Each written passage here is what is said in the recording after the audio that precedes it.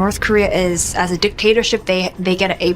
They are an incredibly effective dictatorship. They say that if you disagree with the system, you try to escape from it. You don't try to change it from within. Please save my life.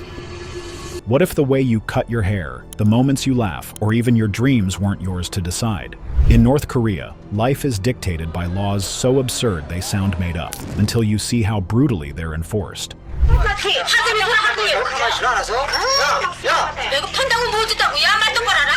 This isn't just control, it's a system where history, time, and even identity are twisted to serve one dictator. Join us as we expose the absurd laws North Koreans are forced to endure. Number 20. Creepy obsession with triplets.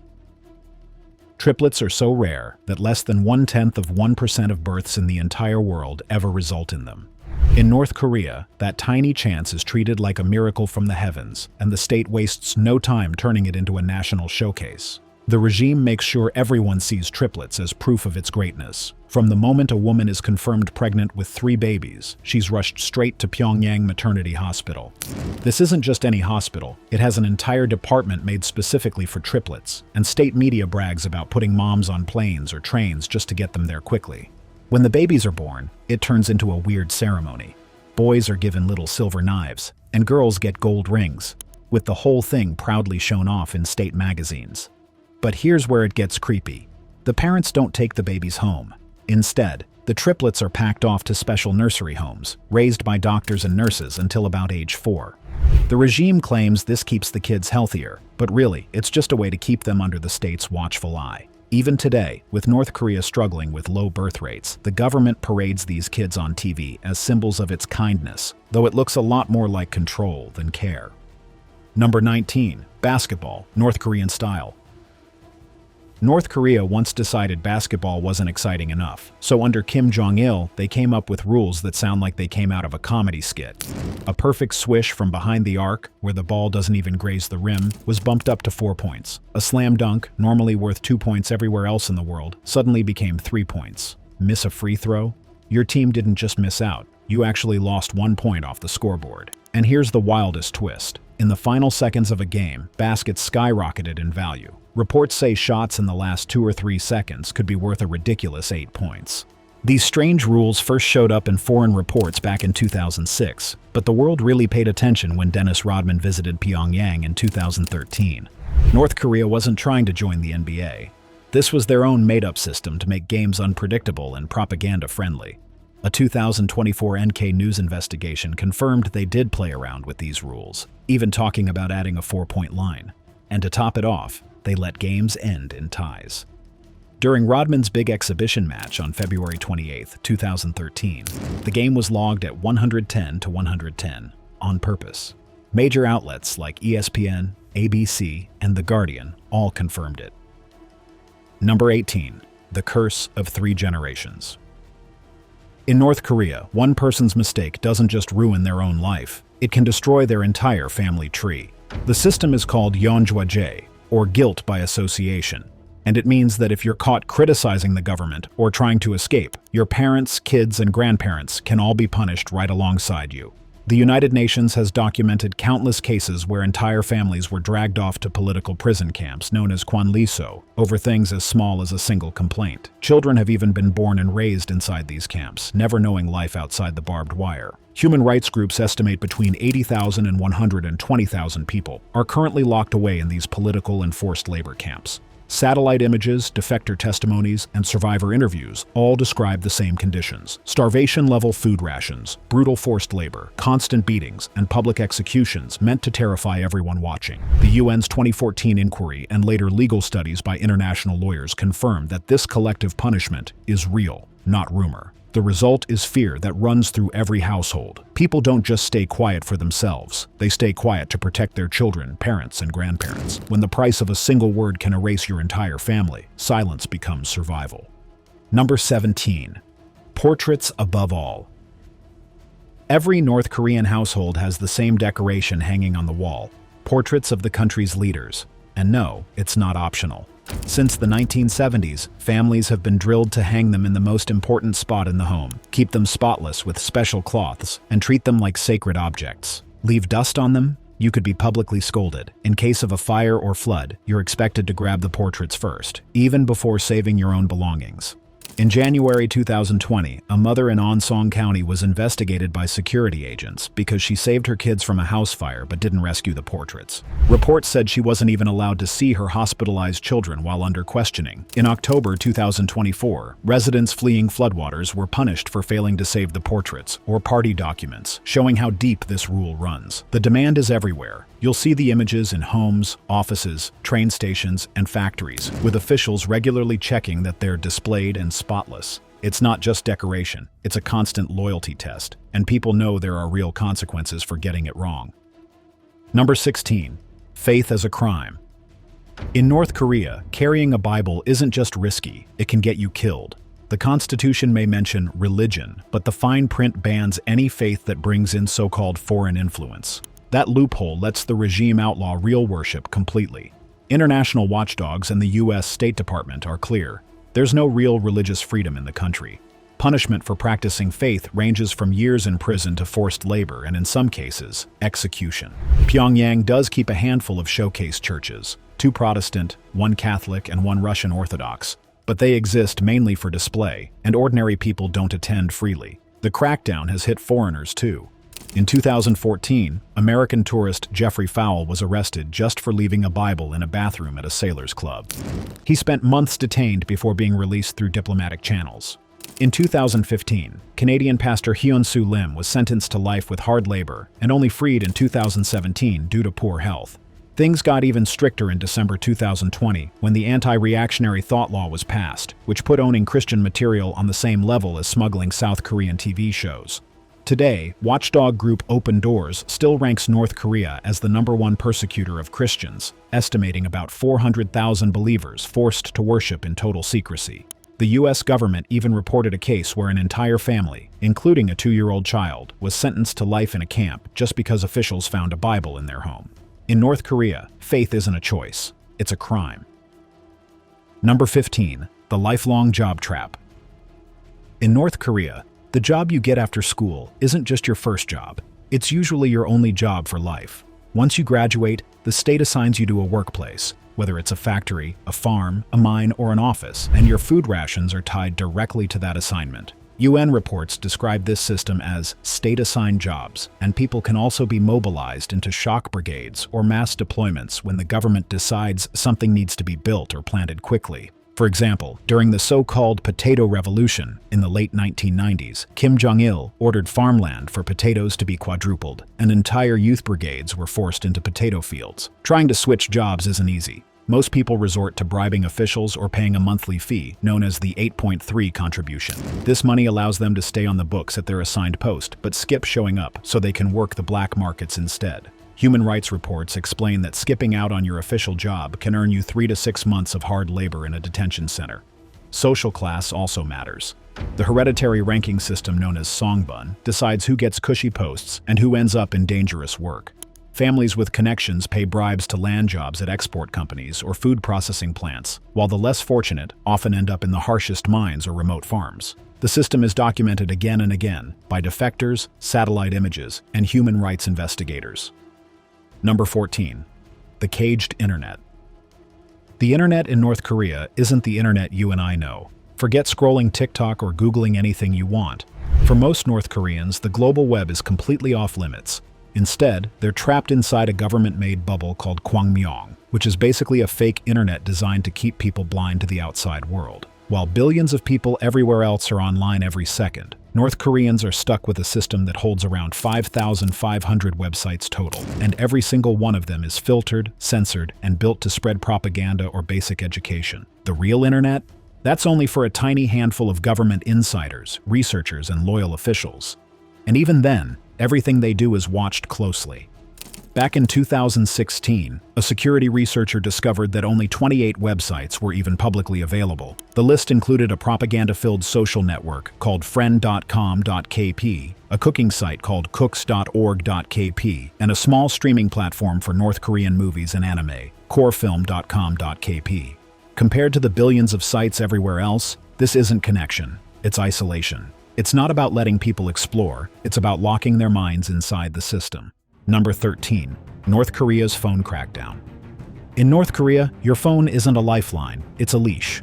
The main carrier, KoreaLink, runs two completely separate systems. Citizens can only call and text inside the country, while foreigners can dial internationally but can't call locals. By 2015, more than 3 million people had cell phones, but the wall between local and global calls stayed locked tight. So, what do people do?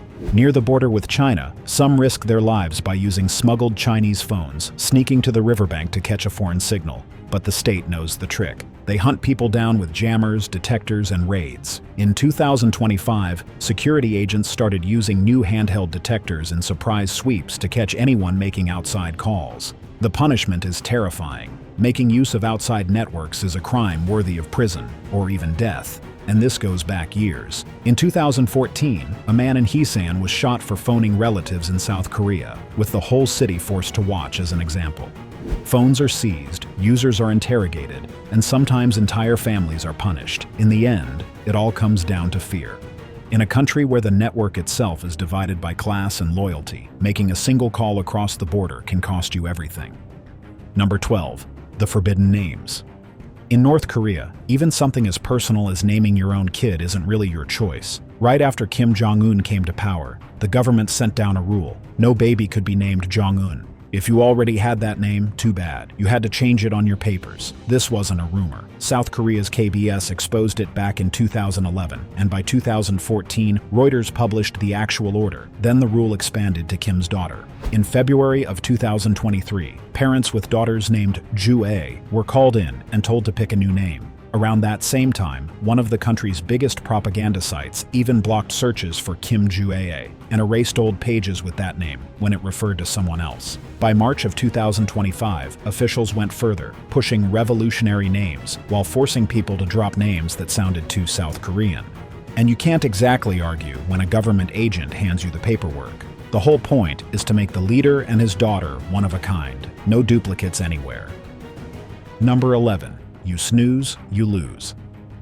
In most places, dozing off at the wrong time just gets you embarrassed. Maybe your boss gives you a glare on Zoom, or a teacher slaps the desk to wake you up. In North Korea, though, nodding off can literally cost you your life. Back in 2015, the country's own Minister of Defense, Yong-chol, made the mistake of closing his eyes during a military rally. Kim Jong-un didn't just fire him, he ordered him executed, and not in secret either.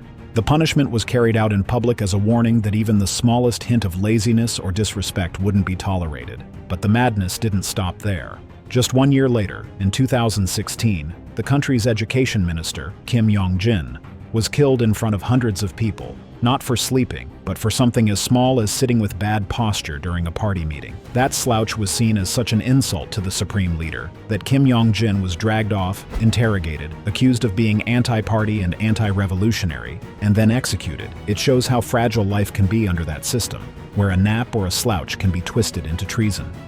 Number 10. Grief on command. 2 days every year can bring North Korea to a complete stop. July 8th, the death of Kim Il-sung in 1994, and December 17th, the death of Kim Jong-il in 2011. On those anniversaries, the country is ordered into mourning. The Guardian reported a 10-day national mourning for the 20th anniversary of Kim Il-sung's death, where all entertainment was banned. Even stricter rules came out in 2021, when sources told Radio Free Asia that the 10th anniversary of Kim Jong-il's death meant 11 days of silence. People were not allowed to drink, laugh, sing, or even shop for groceries on the exact day. A year later, in 2022, a 7-day mourning period was imposed. Violators could be treated as political criminals. This isn't new. When Kim Il-sung first died, the government banned all forms of amusement, and that pattern has been repeated ever since, with security agents watching neighborhoods for anyone who looks too relaxed. Weddings, birthday parties, and even travel have been canceled during these mourning periods, with local committees patrolling to enforce what the state calls solemn behavior. The rules are taken seriously because the punishments are harsh. Reports describe people facing detention or worse for something as small as smiling or drinking during the banned days. Foreign outlets like The Independent and NDTV have confirmed the stories, all citing the same sources inside North Korea. For ordinary people, these mourning days aren't about respect. They're about fear of being caught enjoying life when the regime demands grief. Number 9. Banned TV. In North Korea, the TV in your living room isn't really yours. Sets are locked, so they can only tune into state-approved channels, and if you try to tamper with them, you're breaking the law. The lineup itself is tiny. There's Korean Central Television, an education and arts channel called Mansudi, another one called Ryong Namsan that runs university lectures and language lessons, and a sports channel that shows games on weekends. Everything is propaganda-proof and often streamed through their own Manbang IPTV service. But what you can't watch matters way more. In December 2020, the regime passed the anti-reactionary thought law, making foreign media a crime. That means South Korean dramas, music, even movies are outlawed, and punishments range from years in prison and forced labor to execution. In late 2021, reports said a man was executed for smuggling Squid Game on flash drives, and the students who watched it got heavy sentences. A 2024 report built on defector testimony claimed a 22-year-old was publicly executed in 2022 for distributing K-pop and South Korean films. State TV even shows teenagers in handcuffs being shamed for sneaking foreign content. On top of that, the hardware itself is restricted. TVs and radios are built so they can only receive local signals. For most people, turning on a television isn't a window into the world. It's just another wall. Number 8. Banned bikes and gender rules. In Pyongyang, even something as harmless as a bicycle was once outlawed. For years, the city had a total ban until 1992, when it was finally lifted. Bikes spread fast after that, especially since the economy was crumbling and cars were completely out of reach for most families. But North Korea being North Korea, they couldn't just leave people alone. Cyclists had to register their bikes, slap on number plates, and in some places even pass a road safety test just to pedal around. Then came the ridiculous gender rule. In the mid-1990s, Kim Jong-il banned women from riding altogether, claiming it was unsafe and improper. People mocked it, many ignored it, but on paper, the ban stayed in place. In August 2012, officials suddenly lifted it, then brought it back again in January 2013. By 2016, there were reports that Kim Jong-un had quietly undone it again, showing how inconsistent things can be in North Korea. But everyday life kept moving. In 2015, Pyongyang even painted bike lanes on major roads, and by the late 2000s, surveys of defectors showed about 7 out of 10 households owned a bicycle. Today, women riding bikes is a normal sight outside of certain sensitive areas. Number 7. The double life of the elite. North Korea screams that Western goods are corrupt, but the ruling class spends their lives swimming in them. Since 2006, UN sanctions have banned luxury imports, yet the elite still get them through secret channels. In 2019, reporters snapped photos of a flashy new Pyongyang department store openly selling Western brands, items that would break sanctions if genuine. Then, in 2024, Vladimir Putin gifted Kim Jong-un a brand new Urus limousine, which South Korea called an outright violation of UN rules. Kim didn't care. He rolled it out again in June like a prize. His wife, Ri Sol-ju, has also been pictured with high-end European handbags in 2025. Meanwhile, ordinary families scrape by on rice, corn, and potatoes, while the privileged eat imported goods at upscale department stores or bite into burgers at Samtasong, North Korea's own fast food chain for the connected. The irony couldn't be louder. Capitalism is trashed in propaganda, but Rolex watches, luxury cars, and designer perfumes are business as usual for the chosen few. Number 6. Strange calendar. North Korea doesn't just try to control people, it even tried to control time. In 1997, the regime introduced the Juche calendar, with year 1 set as 1912, the birth of Kim Il-sung. To figure it out, you just subtract 1911 from any regular year. So 2012 became Juche 101. For 27 years, Juche dating was printed on newspapers, ID cards, monuments, and even TV broadcasts, right alongside normal dates. But in October 2024, the regime suddenly started phasing it out. On October 13th, Rodong Sinmun, the main state newspaper, stopped using Juche years, and by New Year's, Pyongyang's wall calendars for 2025 showed only 2025, not Juche 114. Why erase a system designed to glorify the founder? Analysts say the real reason is branding. Kim Jong-un wants the spotlight on himself, not his grandfather. Media and monuments are being scrubbed of old references, while new songs, portraits, and slogans push Kim Jong-un to the center of everything. Number 5. No home ownership. In North Korea, the idea of owning a home is pure fantasy. You don't buy a house, you don't rent a place, and you never get a deed with your name on it.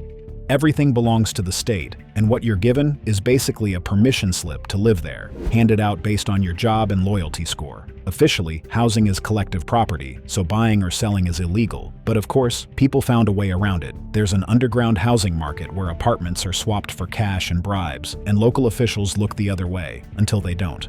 In 2022, Pyongyang cracked down on these sales, scolding people for trading apartments in secret. By 2024, they were running corruption probes on fancy new buildings in Hwasong and Jeonwi Street. And the numbers are crazy. Daily NK reported that a central Pyongyang apartment around 2,480 square feet could go for $200,000 to $300,000 under the table. This shadow system has been growing since the early 2000s, even though the law bans it completely. Outside the capital, inspectors bust people for adding rooms without approval or renting out housing permits, usually punishing the small players while ignoring the moneylenders. Number 4. Jeans are banned. In most places, jeans are just jeans. You throw them on without even thinking about it. But in North Korea, slipping into a pair of denim pants is seen as an act of rebellion. Since mid-2020, Kim Jong-un's government launched a full-on crackdown against Western fashion, and right at the top of the banned list are jeans. Why? Because denim is linked to America, and to them, America is the enemy. This mindset goes all the way back to 1945, when Korea was divided after World War II. South Korea lined up with the United States, while the North sided with the Soviet Union. Ever since then, anything considered Western has been treated like poison, and it doesn't stop with jeans. Women in North Korea technically aren't even allowed to wear pants at all unless it's part of an official uniform. The law is still on the books, and when local enforcers catch someone breaking it, things get wild.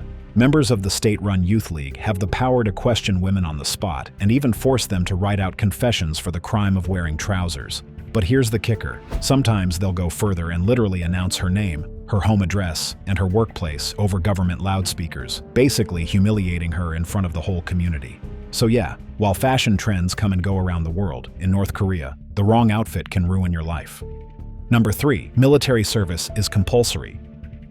In North Korea, the draft is not some quick 2-year deal like in a lot of places. It is your whole youth swallowed up by the state. Boys get pulled in around 17 or 18, usually in April or August, and since 2015, most girls are dragged in too. What used to be the boys' problem suddenly became everyone's problem. Once you're in uniform, the clock doesn't tick down fast. Recent service terms stretch up to 10 years for men and up to 8 years for women. And if you get unlucky and land in missile or elite units, you could be stuck even longer. In 2022, there was a short moment where service dropped to 8 years for men and 5 for women, but that wasn't mercy. It was just so the state could shove more people onto farms and into mines. By the time you finish, you've gone from high school straight into nearly a decade of marching, drills, and hunger. Right now, North Korea has about 1,280,000 active soldiers, making it one of the biggest armies on the planet. But inside those numbers, life is rough. Food is thin, conditions are harsh, and families often bribe officers just to get their kids safer posts. And the rules keep changing. The max enlistment age was even raised from 23 to 25, just to drag in more recruits. Number 2. You need permission to live in the capital. In North Korea, living in Pyongyang isn't about finding an apartment or getting a job there. It's about being chosen. The capital is treated like a stage set, reserved for the most loyal citizens, and residency is tied directly to Songbun, the country's hereditary loyalty ranking. A major human rights study revealed that Pyongyang residents are carefully profiled based on their family history, political loyalty, and work background. You can't just decide to move there. You have to be approved, and approval is rare. Even people already inside the system aren't safe. In 2020, the regime raised the requirement for discharged military officers to keep Pyongyang citizenship from 30 years of continuous residence to 35, and many were evicted for falling short. In 2022, officials launched Operation 410, removing unapproved residents from central districts and shipping them back to their hometowns. 2 years later, corruption probes targeted new housing on Jeonwi Street, catching people who bought their way into permits. On the flip side, those who keep their spots get perks others don't. In 2025, Pyongyang residents gained expanded travel privileges, able to visit nearby provinces using only their capital residency cards. That freedom may sound small, but it proves the capital operates by a separate rulebook. International reports, including UN and US State Department findings, confirm that the system of travel permits, checkpoints, and residency checks is designed to block most citizens from even entering Pyongyang. Number 1. Strict hair rules. Hair in North Korea isn't just style, it's surveillance. Back in 2004, the government literally launched a campaign on TV called "Let's Trim Our Hair" in accordance with the socialist lifestyle. Men were told to keep it short, between about ½ inch and 2 inches, and visit the barber every 15 days. Older men were allowed up to about 3 inches, but only to cover bald spots. By 2013, the rules showed up again on posters with 28 approved hairstyles. Men got the same shortcuts, while women could only pick between short hair or perms, with stricter looks for married women. Think 80s curls, but stamped with government approval. Then came the rumor that students had to copy Kim Jong-un's haircut. It went viral online, but reporters who checked said locals denied it. Still, the rules didn't fade. Since 2020, hair has been wrapped into a bigger anti-socialist campaign, banning dyed hair, mullets, and any style labeled foreign. Thanks for watching. See you in our next video.